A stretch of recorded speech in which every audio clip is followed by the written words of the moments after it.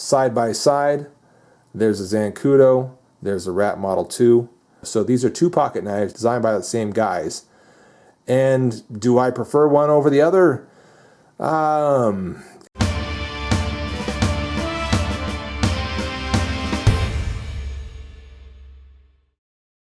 Hello my friends, it's a late Boy Scout here with my review of the ESEE Zancudo folding knife. A fantastic little EDC, and I'm going to tell you all about it throughout the course of this review. Also, you're going to see every other version of the Zancudo that I could get my hands on, thanks to my friends at Blade HQ for loaning those to me. You're going to see a wide variety also of a number of knives that compare very favorably against the Zancudo. Also, you're going to see this knife in action, cutting paper, cutting wood, cutting cardboard, and get a full evaluation of its performance. So stick around for the entirety of the review if you can. I think you're going to enjoy that. But first, why don't we go ahead and get to the first thing I was telling you about, which was showing you all the other versions of it. Let's knock that out first. You know, we could save that to last, but I don't see why. While this does look kind of like an orange on screen, I apologize for that, and I'll try to color correct it. This is really a beautiful red, and this is a Blade HQ exclusive. The Zancudo in red, very cool. And you can get that not only in the satin colored blade, but also in the black colored blade. So look at that. Yeah, that is nice. Next up, we've got a desert tan, which is really kind of a Magpul flat dark earth almost. Very cool looking. I mean, it's not the slightest bit yellow. It is a really flat desert tan. So if you like a really nice flat kind of khaki, that is what you get with this version of the Zancudo. Pretty cool. Also is going to come in a black blade. And that's going to look kind of like this, which is the Coyote version.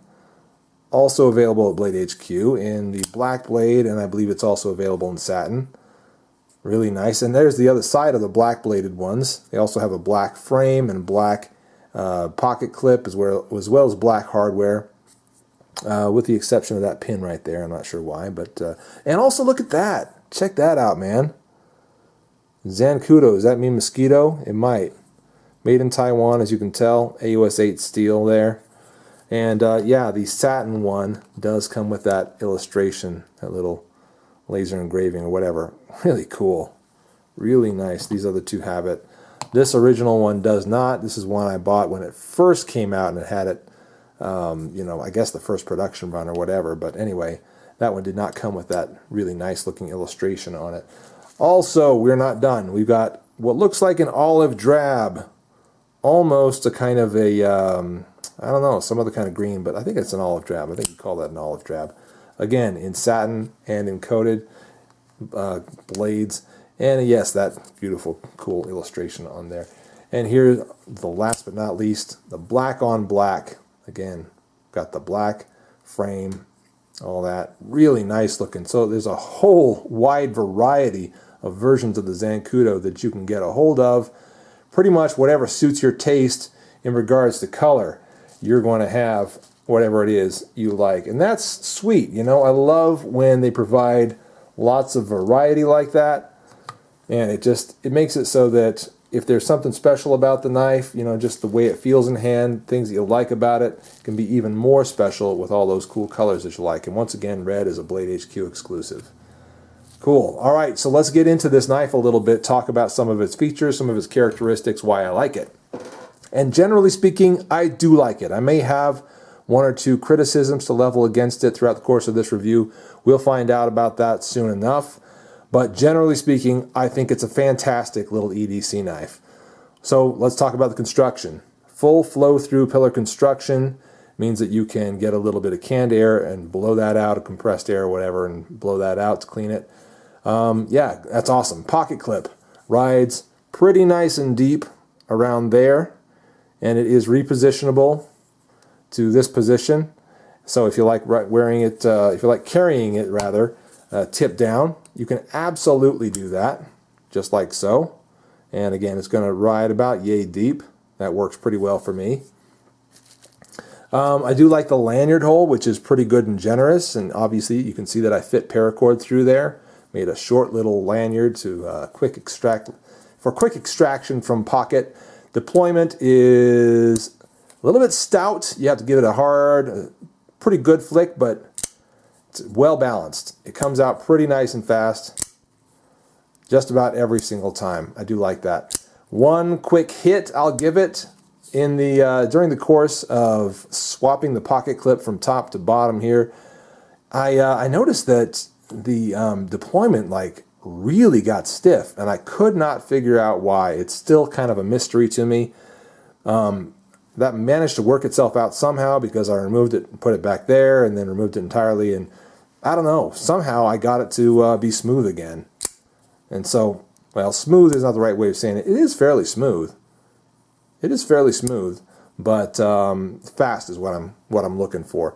And we can see that there are some what look like phosphor bronze bushings down in there. Mark of quality.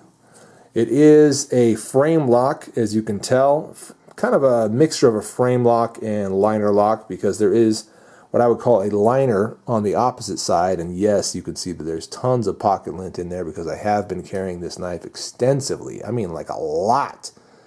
So there's a liner down in there with this scale that sort of wraps over it, that it nests down inside of.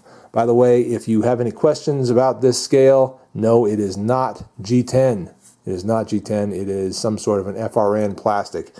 And one more hit. I don't like that it kind of does that. Okay, you can kind of bend that out a little bit. It's not been a problem for me, but it's just, I don't know. I think that could be a little bit nicer, a little bit tighter. Screwed on a little better. The only attachment points are back here. So, yeah, I don't know. I wish it didn't do that, is all I can say. Otherwise, thumb stud is good. Gets good traction for deployment. There is some slight rounded jimping up there at the top of the blade. How does that work?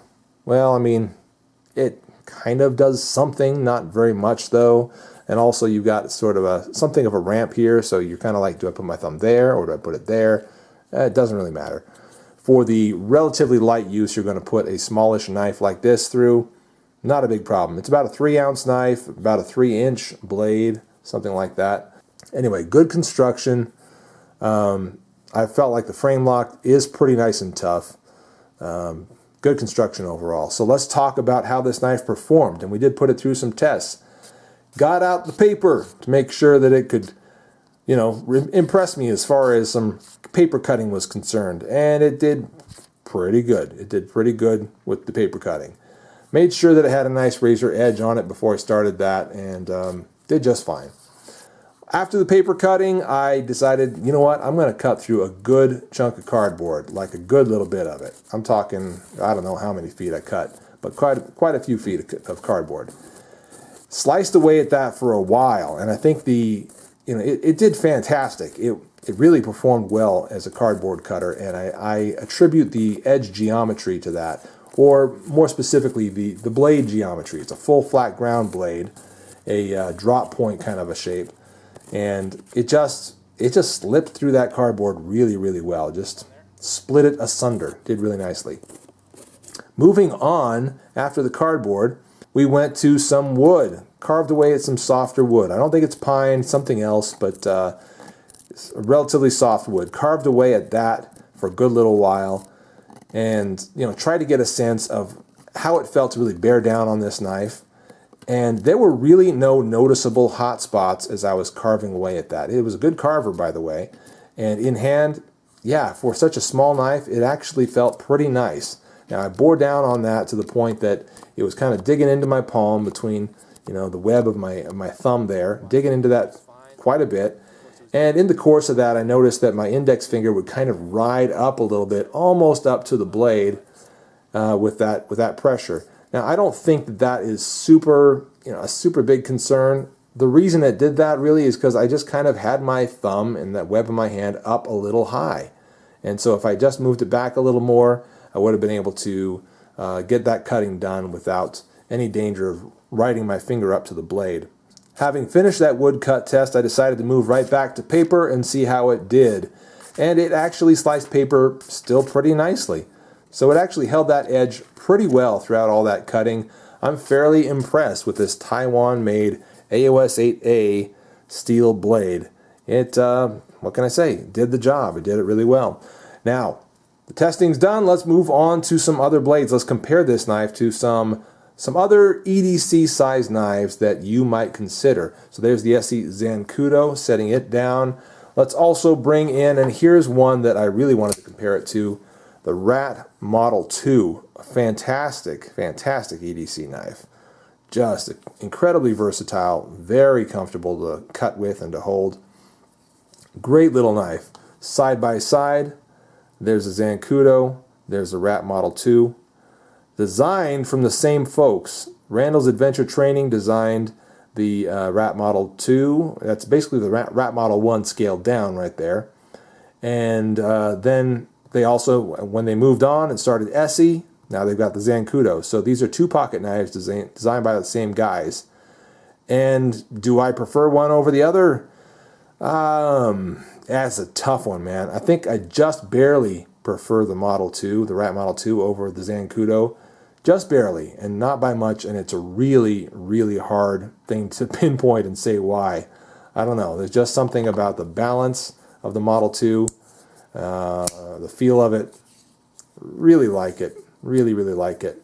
Anyway, that's, you know, quick little comparison. And for those of you that were curious about which one of these two knives I liked better, by a nose, if that, it's the Model 2. Moving on, let's add a couple more to the selection here. How about the CRKT M2112GD? How does that stack up? Very similar in size. Very similar. And by the way, these two are roughly the same price. This might be $1 or $2 more. This one's going to run you $10 or $15 more. And then this is going to be in the $50 to $60 range. That's the Spyderco Delica. Also, how about the Cold Steel Mini Recon 1, a very tough knife, and kind of running around the same price as the Delica there. What about the Spyderco Persistence? Might as well bring that one in. One more Spyderco. Again, that's going to be close in price to either of these two. We need to make a little bit of room because I think I got 1 or 2 more knives left to bring. How about the Kershaw Leak, an old standby that I just love. How does that stack up? Looks pretty nice. In size and weight, these knives are all very comparable.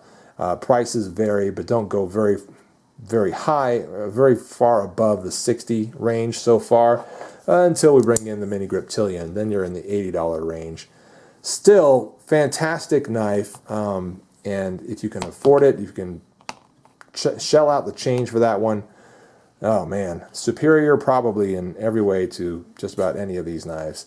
So there's just a handful of comparisons, knives we can compare to the ESEE Zancudo. All excellent, and yeah, some good choices out there. The Zancudo by ESEE is one of those new knives that just kind of does it all, and it's in that perfect size range as far as I'm concerned. You guys know that the more EDC size knives are the ones that I gravitate towards, that I buy most often. Just love them. And this one at about 3.1 ounces is an absolute winner. Guys, if you have not given a close look to the ESEE Zancudo, there is a close look for you. I think you ought to seriously consider it if you're looking for a nice new EDC knife for not too much money, around the $30 price range. I'm a late Boy Scout. Thanks very much for watching. We'll see you later.